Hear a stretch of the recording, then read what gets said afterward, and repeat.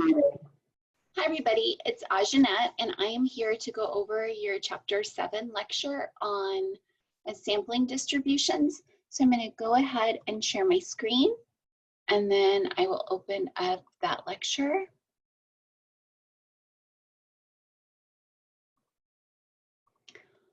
Okay, so when we're talking about sampling distributions in Chapter 7, you know, we talked about that jar of marbles, right, in probability. And we talked about how, depending upon what's in that jar, we can make strong predictions about what our sample will look like based on what's in the jar. And we kind of are setting the stage for the fact that we can also use, you know, probability connects inferential statistics to our populations to samples, but then inferential statistics draws from samples to populations. And so these are all kind of connected.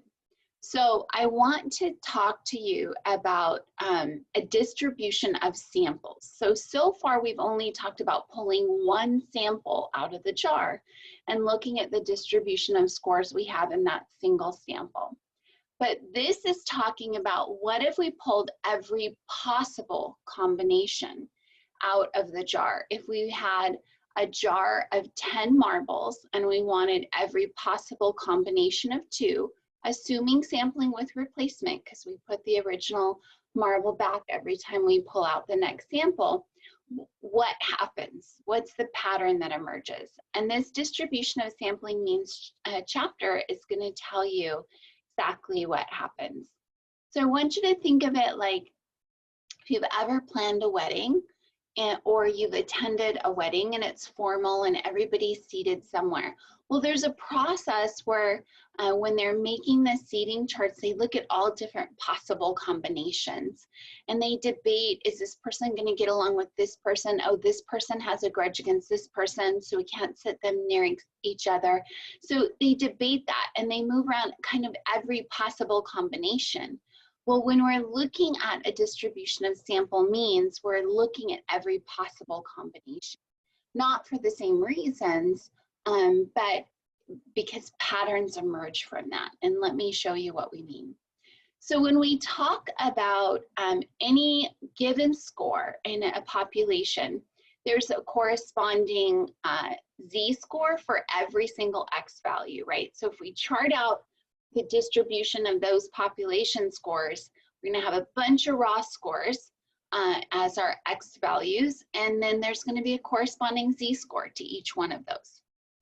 If it is a normal distribution, then we can actually use that unit normal table to look at the probability of any given score based on its z-score, right?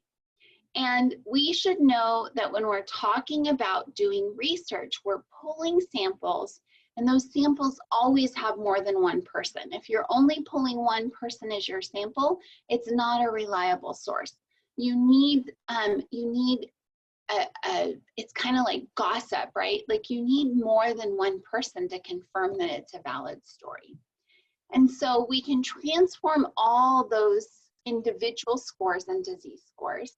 But interestingly enough, what we can do is we can pull multiple samples, get a mean for each sample, and now map out a distribution of all of the means of the samples.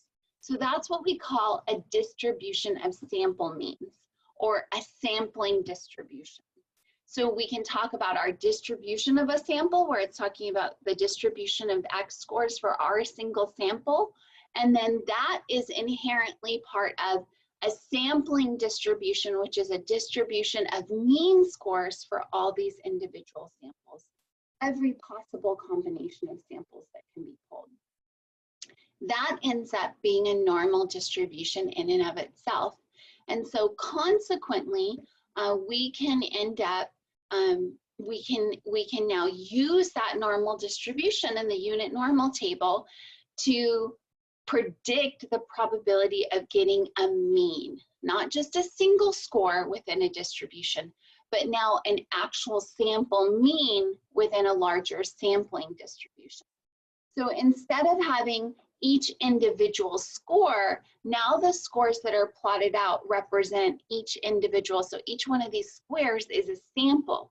So it represents a mean for that sample.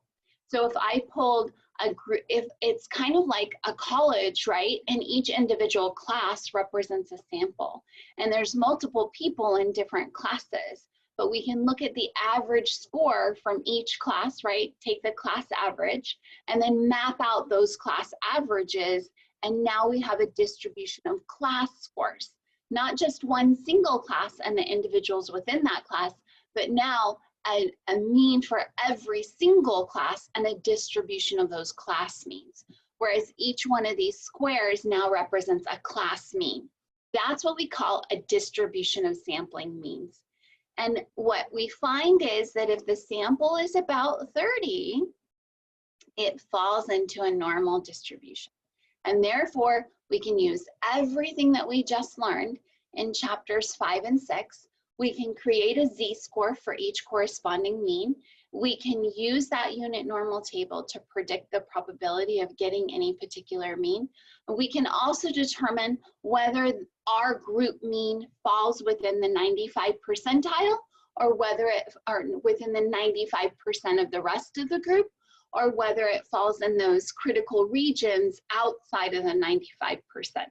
And if it falls outside of the 95%, then there's something inherently unique about our group, likely resulting from our treatment, okay?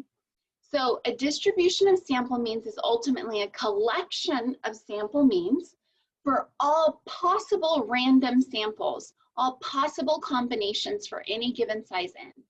So if I said, okay, I have 100 participants, I'm gonna do an n of 2, meaning I'm going to have a sample size of 2. I'm going to pull every possible combination of 2.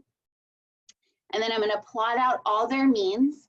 And then what happens when you plot out those means is they end up being a normal distribution.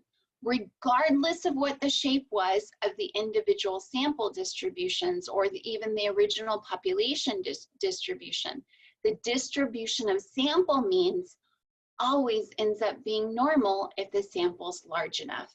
And that's based on the central limit theorem. So we're adding on from the seeds that were planted in the central limit theorem in chapter 5, and we can now over and over and over again mathematically establish that a distribution of sampling means results in a normal distribution, which therefore allows us to make the predictions of proportion and probability outlined in the unit normal table. So a distribution of sample means includes all possible samples, right, given a specific size. And it's a distribution of means. It's not individual scores. It's not raw scores. It's the mean of the sample.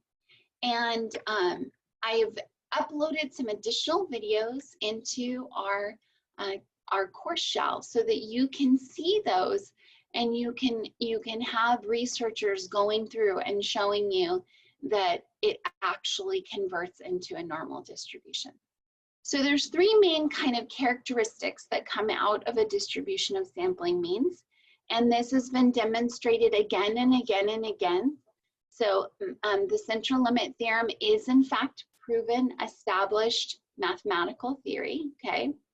The sample means will always pile up around the middle, pile up around that population mean. So your sample mean is a pretty close approximation of your population mean, and all the sample means pile up around the population mean, so they're going to pile up around the center, and then they taper off to the side. Samples don't have to be perfect, but they typically are representative of that sample. And they tend to form a normal distribution. So most of the samples, remember, 70% of your samples fall within 1 standard deviation, and about 95% will fall within 2 standard deviations. So most of your sample means have a mean pretty close to your population mean. That little bit of difference is that sampling error, okay? And consequently, because they create this normal distribution, we know that the mean, M, is actually very similar or a good predictor of mu, or our population mean. So we do have kind of this rule of thumb: larger samples are more likely to approximate the population mean. So we need to shoot for about 30. Once you hit a sample of about 30, it's a pretty good measure or indicator of what the population mean looks like, okay? So here's an example where we only have 4 scores, okay? So this is a population of 4 scores, 2, 4, 6, and 8. And we're looking at a sample size of just 2, okay? And we're saying, okay, assuming sampling with replacement, what are all the possible combinations that we can pull out of just a population of 4? And it becomes exponential, okay? So we can first pull, in our first sample, we can pull a 2. Remember, we put the 2 back, so we can pull it again. And the average then, or the mean for that sample, becomes 2. We can now have our second sample, and we can pull the 2 again, and then we can pull a 4, gives us a mean of 3. We can pull the 2 again, and the 6, and it gives us a mean of 4. We can pull the 2 again with an 8, and that gives us a mean of 5. Now, we can move on to the 4. We can pull the 4 and the 2, the 4 and the 4 itself, 4 and the 6, and the 4 and the 8, and we have those respective means. We can do the same thing with 6. 6, 2, 6, 4, 6, 6, 6, 8, okay? So there's all those. Now finally the 8. We can pull the 8, 2, 8, 4, 8, 6, 8, 8, right? Here they are down here. And there's those means. And now what we want to do is we want to plot a distribution of the means. So here's our 2. We had 1, 2, we had 2 3s, we had 1, 2, 3, 3 4s, we have 1, 2, 3, 4 5s, 1, 2, 3 6s, 1, 2 7s, and 1 8. Notice it creates a normal distribution. You can change these numbers to whatever you want, 3, 5, 7, 9, whatever you want. And when you go through this motion, it's gonna create a normal distribution. And because it creates a normal distribution, we can use the unit normal table, and we can make predictions about what's the probability of selecting a sample with a mean of 4. What's the probability of selecting a mean of 7? We can also say, okay, 70% of our population falls between 4 and 6, and 95% falls between 3 and 7, and less than 5% have 2 or less or 8 or more, okay? And so we can use what we learned in chapter 5 and 6. We can also we can also have a z-score for all of these means, right? And now if it's a z-score greater than 2, it's in the critical region. Or if we want to be precise, if we want to do a probability of less than 5%, we know it's a z-score of plus or minus 1.96, okay? And that's consistent with our last lecture. So there's very inherent characteristics that you should be aware of, right? First of all, the original population, n equals 4, and the original mean was 5, right? Add up all these scores, 6 is 12, plus 8 is 20, divided by 4, our original mean is 5. Now, characteristics of the distribution of means based on n equals 2, look at our mean equals 5. Notice this mean is equal to this mean. So our mean of means is a really strong predictor of the population, okay? And it's a pretty much normal shape, not always precise, but enough that our predictions are most reliably accurate using that unit normal table, okay? So now this is how we can go from using populations to make predictions about our sample. This is We already know probability lets us do it that way. Now this lets us bridge it the other way, from using samples to draw inferences about our population. So this is really the bridge to inferential statistics, okay? Okay, so I have included a couple videos because the central limit theorem is the foundation of a distribution of sample means.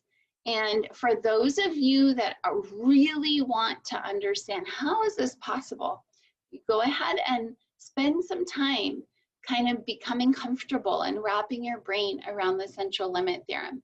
Otherwise, we know that if we stick to about a sample of 30, it's a good estimation of the overall population, and we're good making predictions about it, okay?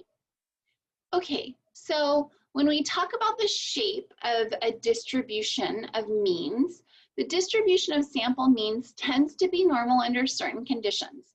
First of all, if the population from which it was drawn was normal, and then second of all, if there's samples of about 30 or more. If as the N gets bigger in our samples, so as sample size gets bigger, the more likely it is to approximate the population and to be a normal distribution. When N is over 30, it's almost always normal. Under, not so much. So bigger samples are better, okay? You also need to keep in mind when you talk about central tendency that these scores are going to be centered around the middle, right? Remember, in a normal distribution, our mean, median, and mode are all equal to one another. So the scores tend to cluster around that middle and center around the mean. So now we kind of can determine what our expected value of the mean is. So when we talk about a mean of sample means, a mean of means, right? We talk about it in terms of an expected value. The mean of the sampling distribution is it's identical to the population mean. So we're expecting the population mean to be equal to our mean of the sampling distributions, okay? Which means that, and since we see the mean score centering around that, our sampling mean is expected to be near its population mean, okay? So when all possible samples are obtained for any given size, then the average value of that sampling distribution, the average mean value of that sampling distribution is expected to be equal to the corresponding population mean for that data. So a sample mean is what we call unbiased. It's an unbiased statistic, meaning that on average, that sample statistic is going to produce a value that is equal to the population. Biased statistics are going to differ from the population statistics. So biased statistics differ from the parameters, and unbiased are equal to the parameters, okay? So when you have a statistic that corresponds to its parameter, it's considered unbiased. And when it doesn't, it's considered biased, okay? So now let's talk about the variability within a distribution of sampling means. In addition to being able to calculate a mean for those distribution of means, you're also able to calculate a variance, a standard deviation, and a range, just like any other set of data, okay? Only now those data points don't represent a single individual, they represent a group, okay? And what we see with a standard deviation for a distribution of means is it lets us know kind of the average deviation that's expected from the mean. And so we talk about it in terms of like a standard error, like what's the average distance we should expect from the mean? How much should a sample deviate from the expected mean or from the corresponding population mean? So we reference that as standard error. And standard error is referencing a distribution of means, okay? So it assumes you're not just working with individuals, you're working with groups. And it helps provide a good, reasonable expectation, kind of like a jury, you know? It's it's okay to have some doubt, right? Some doubt's reasonable, but you need to find that the evidence is beyond a reasonable doubt. Well, a standard error is equivalent to what we consider reasonable doubt, okay? It is in fact the mathematical allowance for doubt. We wish we had something as simple in a jury box, but we don't. But mathematically, we do. So we have a standard error and we know what a reasonable difference between the mean of a sampling distribution and a population, a sample should look like, okay? So standard error gives us a really good indicator of whether our sample mean is a good representation of the entire distribution of means, okay? Okay, so how we calculate standard error now. So this is how we notate standard error. Remember, our standard deviation was symbolized. Now see how we do the subscript m? That's referring to our expected value of m. So our standard error is referring to the sampling distribution. So it's calculated by taking the standard deviation divided by the square root of n, your sample size, okay? This formula it tells us that as the sample size gets bigger, right, error decreases because our denominator is getting bigger, so the overall result is going to be smaller. So the bigger the sample size, the more it's going to approximate, or the more it's going to be normal, remember? And once we get to 30, pretty much anything over 30 is going to create a distribution of means that's normal. When the sample has just one person in it, then what happens is your standard error is equal to your standard deviation, because it's just standard deviation divided by the square root of 1, which is just standard deviation divided by 1.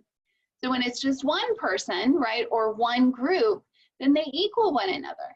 This is supposed to approximate how much it's reasonable for a sample to differ from the mean of the distribution of means. And so therefore, when you only have one sample, it should equal it, right?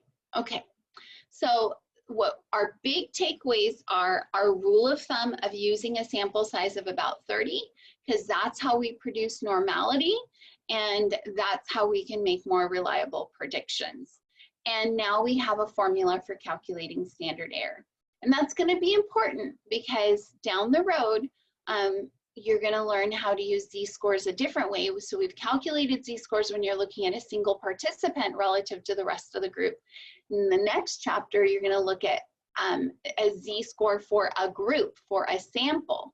And you're going to look at you taking the mean of that sample, calculating a z-score for that mean, and then you're going to determine whether or not that mean is in the critical regions or differs significantly for the rest of the group. So what was the probability of getting that mean, okay? So again, as your sample size increases, you have less error. So when we're talking about number of scores in the sample, this is sample size increasing. Here's your error over here in your y-axis and your sample size in your x-axis. Notice error is really high when you only have a small sample, and it gets lower and lower and lower with larger samples. But notice it kind of plateaus. So as you extend beyond 30, it doesn't improve significantly more, okay? Okay, so if I wanted to calculate the standard error for all of the different sample sizes, I could now notice I'm keeping the same standard deviation, but all I'm doing is increasing my sample sizes, okay? Same standard deviation, but increasing my sample sizes. And what happens is my error starts to get smaller as my samples get bigger, okay? So know that relationship. As sample size increases, error decreases, okay? Because as sample size is increasing, it's becoming a more normal distribution of means, and it's a better approximation of your population, okay? So now we've talked about 3 different distributions. You have your distribution of your population scores, You have a distribution of X scores for individual participants within a sample that you've randomly selected. And now, if you've randomly selected a bunch of different samples, you have a distribution of the means from all of those samples, what we call a distribution of sample means, okay? So 3 different distributions. So here's a population distribution of IQ scores. Here's a distribution if we have a single sample of 25. And then here is a sampling distribution of means for all possible combinations of n equals 25 from the original population. And what happens is this is pretty much a normal distribution. So therefore, we can use this to draw inferences about that, okay? So we use distribution of sample means to look at probabilities associated with any given sample, okay? So as we have sampled people from the college, and we can now reflect back and say, what is the mean for that sample and what was the probability of getting that mean? And as long as our sample size is over 30, based on the central limit theorem, based on what we know in terms of probability and normality, and its central measures, and not measures, but the tendency to center around the original mean, we know that we can use that unit normal table to start making predictions about what is the probability of getting any specific score, okay? So the distribution of sample means lets us see all possible combinations of samples that can be pulled from any given population, and we can use that proportions as reflected on the unit normal table to determine the probabilities, okay? So now let's talk about how do we calculate z-scores for a sample. So we've already learned that when we talk about z-scores for an individual, remember it was z equals x minus the mean divided by the standard deviation, remember? Well, now it's going to be a mean because we're talking about a group, not an individual. So it's not x scores, it's m scores, right? Mean minus, so it's the mean of the sample minus the mean of the population divided by standard error. So whenever we're working with samples, we use standard error. When we're working with individuals, comparing individuals to their corresponding group, then we just work with standard deviation. But when we're working with groups, we use standard error, okay? Okay. So again, standard error is looking at the expected deviation of samples from the expected value of the mean or the mean of the distribution of means. So standard deviation tells us within a given sample, the average deviation from each individual raw score X to the mean of that sample. Standard error tells us the expected deviation or average deviation of all the samples from the expected value of mean. Conceptually the same thing, only one's pertaining to individual scores as they relate to their corresponding group, and the other one is referring to groups and their mean scores relative to the expected value of the means, okay? Okay. Now, here's an opportunity to practice, so go ahead and hit pause and work through this. And, oh look, you can't work through it. I already have it put up here. Okay, so forget it. The population of scores on the SAT forms a normal distribution with a mean of 500 and a standard deviation of 100. If you take a random sample of n equals 25 students, what's the probability that the sample will be greater than a mean of 540? Okay, so let's talk about what is that asking exactly. Let me just grab some note paper.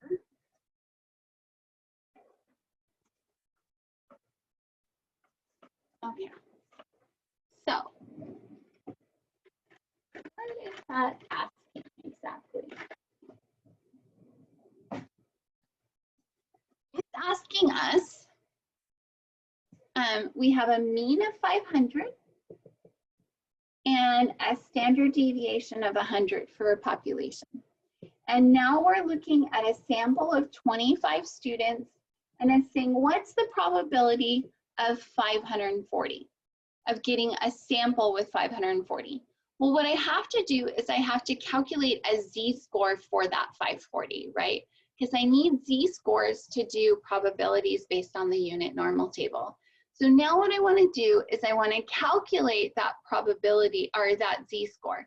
So I'm going to plug my z-score formula for sample means now, right? So it's z equals mean of the group minus population mean, or mu, divided by a standard error. Okay, so I'm going to just go ahead and go to my whiteboard so we can do it together. Okay, so our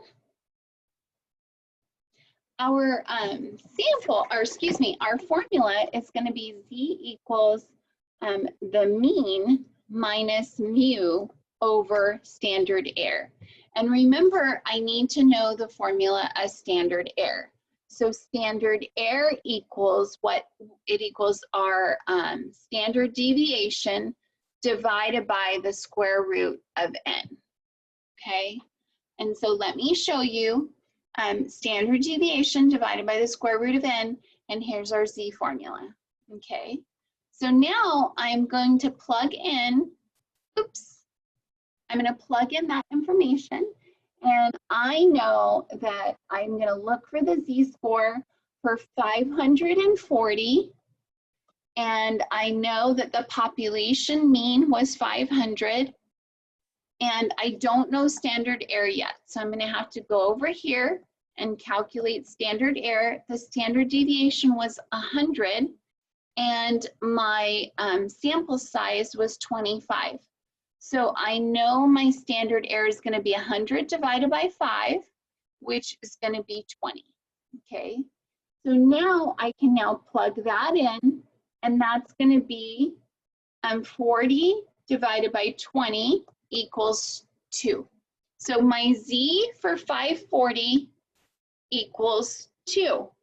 So now I can go back to my unit normal table and I can say, what's the probability of getting a z equals 2? Let me see. I'm going to have to stop sharing for a second so I can find that unit normal table.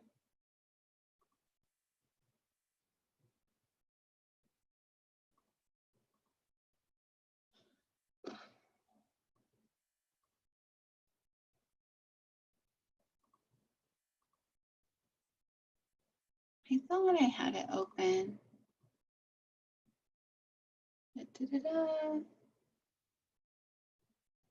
But now I am not seeing it. So let me go back to our class and pull that unit normal table. So for those of you that don't remember, our unit normal table is under our modules and course resources, and it's Appendix B. All of our tables that we'll use for inferential statistics are going to be Appendix B, okay? So here I have our unit normal table. Let me go back and make sure I'm sharing our screen again. So here's our unit normal table, okay? And the probability associated with a z of 2, the proportion in the tail, so we're looking at what's the probability it's greater than that. Let me go back and let me just make sure that I'm reading that question properly because I don't remember.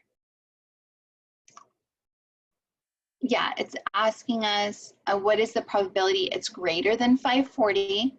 So if I'm gonna map that out, it's going really super slow, probably because I have a lot of stuff open. But if I'm gonna just clear this, we know z is 2. If I map that out, right, and then I'm looking at a z of 2 and I'm asking for greater than 2, I need to focus on the probability in the tail. If I was asking for less than 2, I'd be focusing on the probability in the body. But since it's greater than 2, I'm focusing on the tail. And so I am going to make sure that I'm looking at the unit normal table.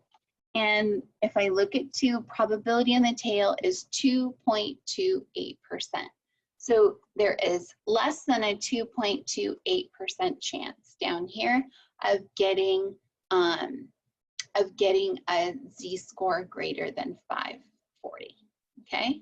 Or getting a sample mean greater than 540. Make sense?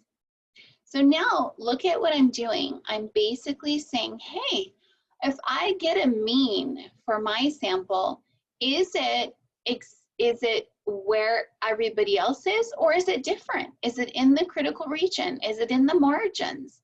If it's in the margins, why? There's something different about my sample. And so I can use this as the logic to test my research questions. And then I can look at my samples. I can see how their means pan out. And then I can compare them to this table and say, well, are they in with the other 95% or are they in the margins and in the critical region? If they're in the critical region, then my treatment worked and it made them uniquely different or significantly different than the rest of the group, okay? Okay, so here's another sample. Don't focus on this bottom part, just focus on the top part here. Population of scores with SAT forms a normal distribution with a mean of 500 and a standard deviation of 100. And now we're talking about n equals 25. And what is the range of values that can be expected for the sample mean 80% of the time? Okay, so what is it asking me? Okay, first we're going to end up looking at we're kind of looking, remember those questions from the last chapter, at that middle 80% and then the other 20% on the side. So that would be 10 on either side. So what boundaries correspond to 10% in the tail? So let me show you what that looks like.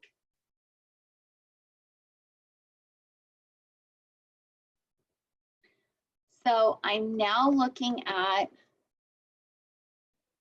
a distribution, right? And I'm looking at the 80%, which means there's 10% here and 10% here. So I want to know these numbers. What are the boundaries that mark that 80%? So what are the boundaries for 10% in the tail? So I'm going to go to my unit normal table and I'm going to look up 10% in the tail. And it's going to be right in here between 1.828 and 1.29. Okay, and sure enough, 1.28 plus or minus 1.28. Okay, now what I can do is, since I know that's my z-score, now my next step is to calculate the corresponding raw scores in the terms of sample means that fit that 1.28, okay? So I'm still gonna use that same formula. Remember, we could use algebra to flip around the z formula, and we can now plug in to solve for the x value instead of solving for the z-score, because I already have the z-score, right? So give me a second. It's going very slow. So I said our z-score equals our mean for our sample minus our population mean divided by our standard, right? Well, I can also flip that around and I can now solve for x, which would be this, right? By taking our mean. Oh, did I do that right? I did. Okay, hold on, give me a second. Our mean plus our Z times our standard error, right? So I'm just flipping these around. I'm going to divide both sides. Let me clear all this. It's not going to help. So our Z equals our mean for our sample minus mu divided by standard error. Okay, that's our new formula when we're talking about samples and not single individuals. Now, how can I make this equal to, how can I solve, I can flip this formula around to solve for this, okay? So first I'm going to get rid of my fraction and I'm going to times both sides by standard error. And when I do that, this eliminates. So now I have Z times, excuse me, let me erase that. I have Z times, no eraser, come on, draw, thank you. Z times standard error equals mu, or excuse me, mean minus mu. And now what I can do is I can add, excuse me,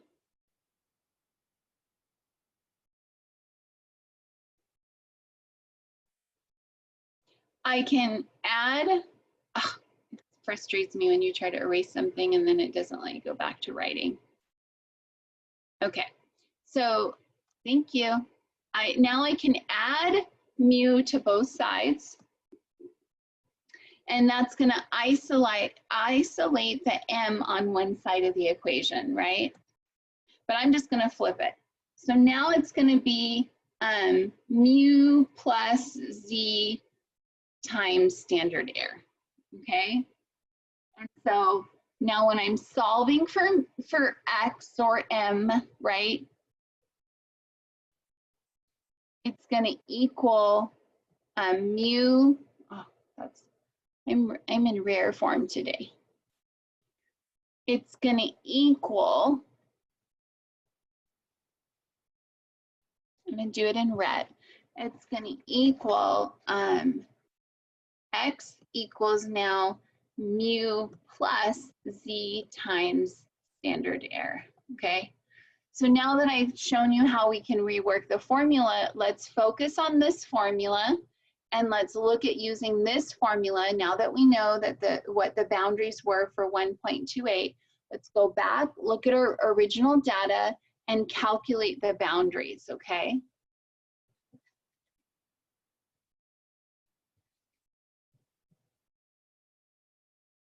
Okay, so here we go. Let's get rid of you, get rid of you. Okay, so here we go. We had our original, we calculated z-scores of 1.28 plus or minus 1.28. And we did it for assuming a population mean of 500 and a standard deviation of 100. So all that information is important when we go back to doing our calculations. Okay, so I'm going to clear this, but hold on to that formula, okay? So write this formula down somewhere, okay? Now let's clear. And we're going to go, we have our formula, and that's x equals mu plus z times standard error. I don't think we've calculated standard error yet, if I recall. So let's go back and get the data we need for standard error. I think it was 25, but I'm not 100% positive. I'm looking at our sample size, okay? Oops, sorry. I'm looking at our sample size. So I was right, it's 25. So here's our formula for standard error. So we have to take our standard deviation divided by square root of 25. So just wanted to confirm.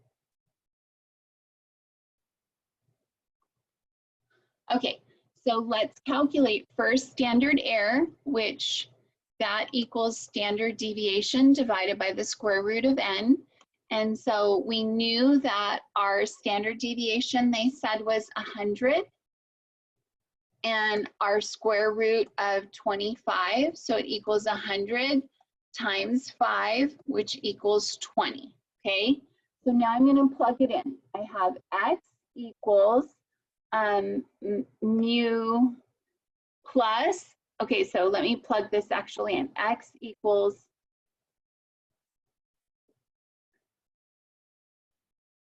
come on. I'm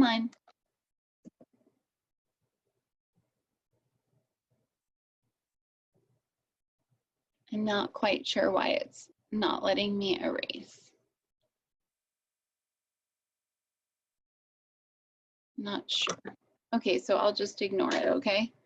So x equals mu, which was 500, plus we have positive 1.28 times 20, okay? And then we have 500 minus 1.28, because remember it's both.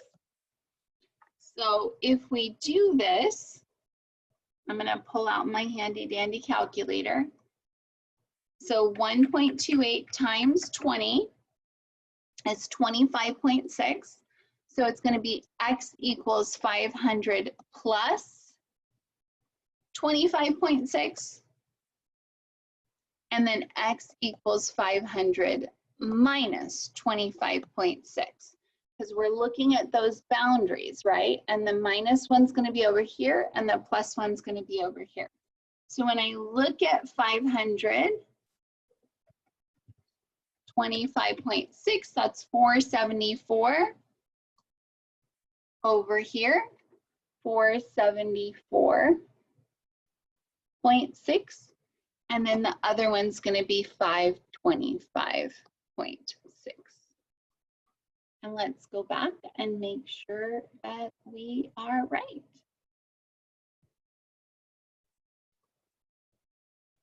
Here we go. You see there? Okay, any questions on that? And I'm going to encourage you to reach out and call me and let me know, but also go through your book, do your reading, work through the practice assignments, do your homework at the end of the book, and practice, practice, practice, okay? So here's a great opportunity. Here's a learning check. Go ahead and put me on pause and work through the learning check, okay? I'm going to go ahead and write down the data. So mu equals 90, standard deviation equals 15. We're looking at n equals 9 with a mean of 100 for the sample, and then b n equals 25 with a mean equals 89. So I'm solving for the z-score that corresponds to each of those means, okay? So each of these means. So assuming you've turned back you've hit play again, I'm going to take you now to our whiteboard and work out A. Okay, so we're going to clear everything, and now we're going to stick to our formula, which is z equals mean minus mu over standard error, where standard error equals standard deviation divided by the square root of n. All of that's important. So for A, we're going to first calculate our standard error. For A, we would say standard deviation was 15, and A was divided by 9, square root of 9. And so that's 15 divided by 3, that's going to equal 5, right? So our standard error equals 5. So now I can plug it in and I can say z equals the mean that they gave me was 100 minus the mean of the population they gave us was 90, divided by our standard error is 5. So our z for A equals 10 divided by 5 is 2, okay? Now I'm going to go ahead and do B in a different color. So B again is I'm going to solve for my standard error first. And that standard deviation was 15, but my sample size was 25. So now it's 15 divided by 5, so it's 3. and I'm going to say Z equals, and this mean was 89 minus the population mean of 90 divided by our standard error of 3 equals negative 1/3, and I can say that's 0.33, right? Negative. So this one's going to be below the mean, and this is positive, so it's above the mean, okay? So if I want to map those out, right, your 2 is going to be over here, and your negative 0.33 is going to be just to the left of your mean, okay? So let's go back. I want you to know I'm just as messy on a real live board inside a class. Okay. So here we go, 2 and 0.33. Okay. So let's go back to the next one. The next one, number 2, it's looking at the probability of obtaining a sample mean greater than mean equals 60 for a random sample of n equals 16 selected from a population with a mean equals 65 and a standard deviation of 20. So my first step is always to calculate my standard error. So I'm going to plug in my standard error for my standard deviation is 20 divided by the square root of n, which is going to be 16. So 20 divided by 4 equals 5. Now it's asking me for, I'm going to have to get the z-score for the mean of 60 to figure out the probability of getting a score over 60, right? So I'm going to say z equals 60 minus our population mean of 65 divided by the standard error we just calculated, okay? So that's going to be negative 5 divided by 5 equals negative 1. So what's the probability of getting a mean over 60? It's the same as getting a probability of a z-score that's greater than negative 1, because it's going to be going this way, right? So it's going to be greater than 60, so to the right. And so essentially when I map that out,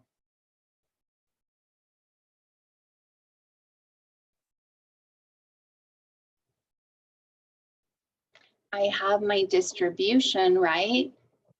And I'm looking for a negative 1 z-score, and it's asking me the probability of getting greater than a 60, because the 60 corresponded to a negative 1 z-score.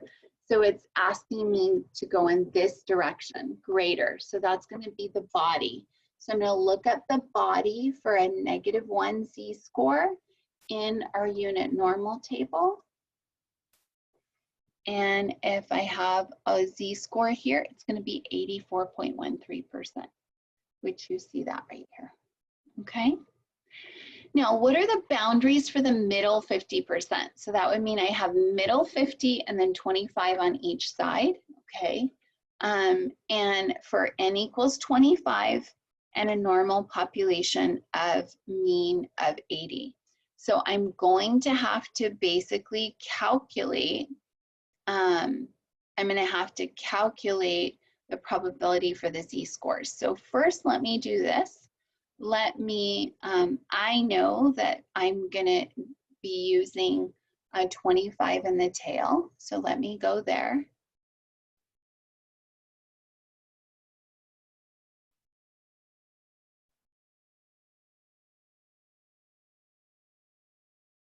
Why isn't it doing it?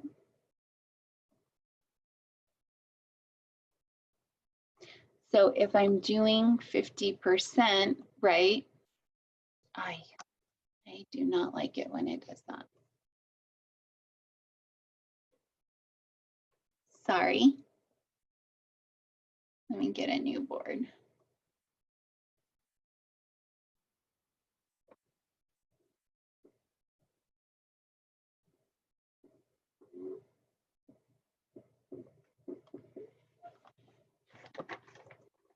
Okay, I'm going to stop sharing for a second so I can figure this out. It's not going to let me. Okay, I'm going to pause the recording. Okay, so I think we have it figured out. So we're going to share our screen again. Now I totally forgot what we were working on. We're looking at the middle 50%, so a 20% in the tail, okay? So I know it's 25% in the tail because I do the middle 50%, that means over here's those two combined are 50%, so this would be 25% and 25%. So if I go figure out what my z-score is for 25% in the tail, it's going to be right around here, 0.67, 0.68.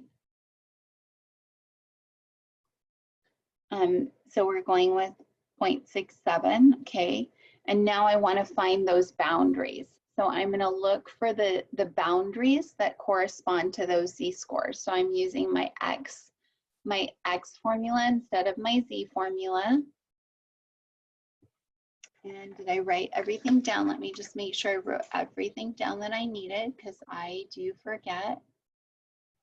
I'm looking at the boundaries that correspond to positive and minus 0.67 when I have a mean equals 80, standard deviation of 10, and an n equals 25. Okay, so let me go back. And I'm going to leave that because that's a part of it, right? First thing we have to do is calculate our standard error. So our standard error equals standard deviation divided by n, and that was 10 divided by square root of 25 equals 2, okay? Now I'm going to plug that into my formula. X equals mu plus z times my standard error. And remember, I have two z-scores, so it's going to be plus 67 and then minus 67, okay? So our mean is actually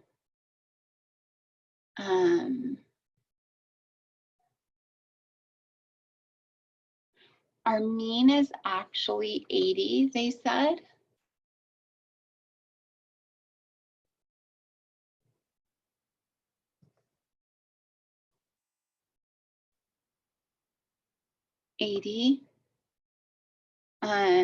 Right? And this is going to be 67.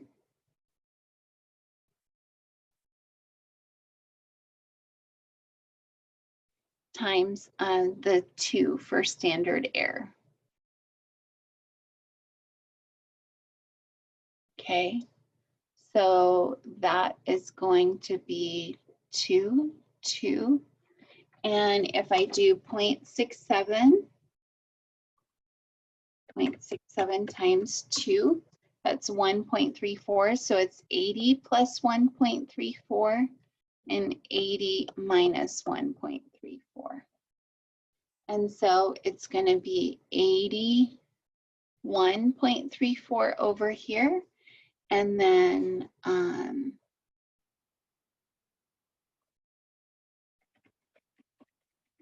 it's going to be 78.66 over here.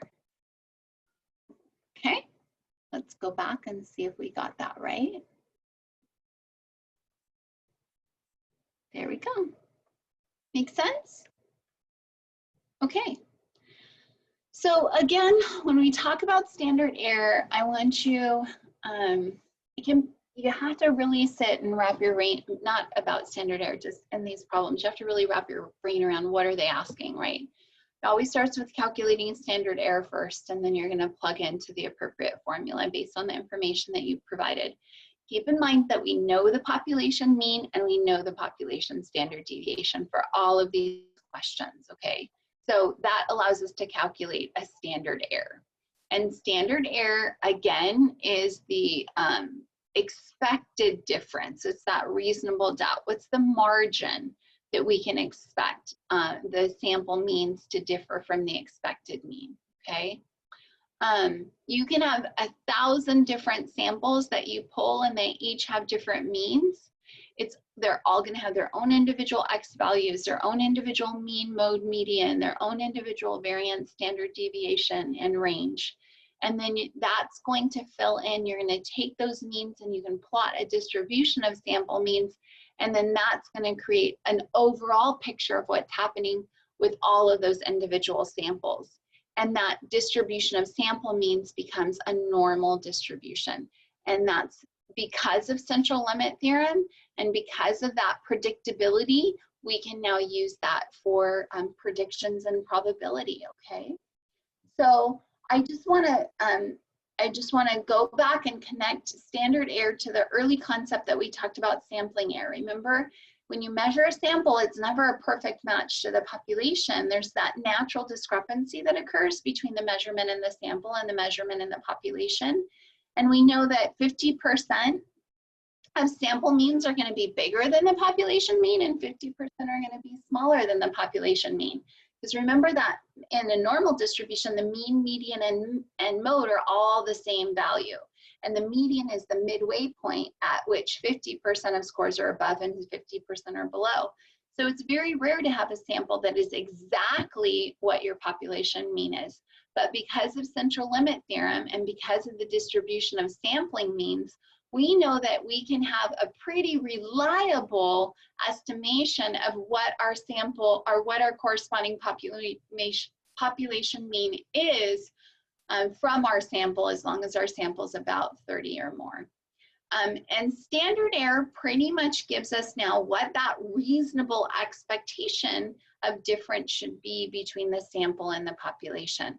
So extremes or outliers that are beyond those 1.96 Z-scores, those are things that are like, hold on, there's something different about you. You're in the critical region, and why, okay? And usually it's tied to your research question. So standard error gives us a good indication of the average difference between the sample mean and the population mean, or what's that reasonable doubt we need to allow for, okay? So standard error is a really great way for us to measure sampling error, and it in effect is a way for us to be mathematically precise about how much that reasonable doubt is. Let's quantify that, okay? So it tells us how much error exactly there should be between a sample mean and an unknown population mean. And again, you know, normally we see that it's a normal distribution for a population. And when we have an expected value of mean now doing a distribution of samples, it pretty much approximates what the corresponding population looks at. But sample size matters. So you see how this is for an n equals 1, n equals 4, and n equals 100. See how this is kind of shorter and flatter and shorter and flatter.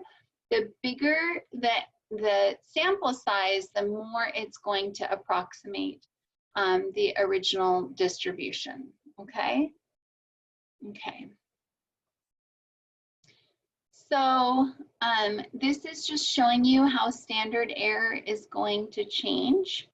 And when there is so for n equals 100, the mean of the distribution equals the score of the single student, okay? So the standard error is equal to the standard deviation. So when you only have a sample size of 1, standard deviation and standard error equal one another.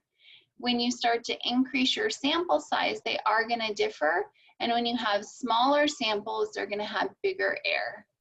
Larger samples have smaller error. Make sense? Okay.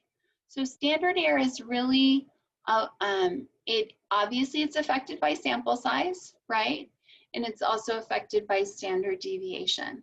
So standard error is a relationship between those two variables, and the bigger the sample, the lower the error, okay? So a sample selected from a population with a mean of 120 and a standard deviation of 20, then on average, how much difference should there be between the sample mean and the population mean? Effectively, that's asking you to calculate standard error. So you're gonna plug it in and you're gonna say, okay, standard error is the standard deviation divided by the square root of n. So that ends up being I